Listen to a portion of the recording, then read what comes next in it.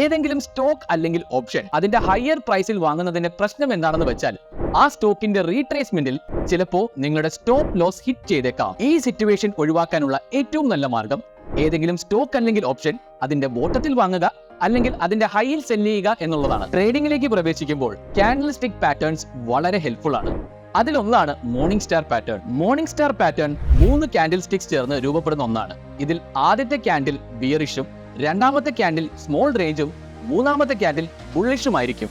നിങ്ങൾ ഓർത്തിരിക്കേണ്ട ഒരു കാര്യം എന്താണെന്ന് വെച്ചാൽ ഈ പാറ്റേൺ ഏറ്റവും പവർഫുൾ ആകുന്നത് ഇതൊരു ഡൗൺ ട്രെൻഡിന്റെ എൻഡിലോ സപ്പോർട്ട് റീജിയനിലോ രൂപപ്പെടുമ്പോഴാണ്. ഈ പാറ്റേണിന്റെ ഹൈ ബ്രോക്കൺ ആണെങ്കിൽ ഒരു സ്റ്റോപ്പ് ലോസ് പാറ്റേൺ താഴെ പ്ലേസ് ചെയ്ത് നിങ്ങളുടെ ടാർഗറ്റ് 1:2 റേഷ്യോയിലോ അതിൽ കൂടുതലോ നിലനിർത്തിക്കൊണ്ട് നിങ്ങൾക്ക് പ്രവേശിക്കാം. മോർണിംഗ് സ്റ്റാർ പാറ്റേണിന്റെ ഓപ്പോസിറ്റ് ആണ് ഈവനിംഗ് സ്റ്റാർ പാറ്റേൺ. ഇതിൽ ആദ്യത്തെ ക്യാൻഡിൽ ബുള്ളിഷും, രണ്ടാമത്തെ ക്യാൻഡിൽ സ്മോൾ റേഞ്ചും, മൂന്നാമത്തെ ക്യാൻഡിൽ ബിയറിഷും ആയിരിക്കും.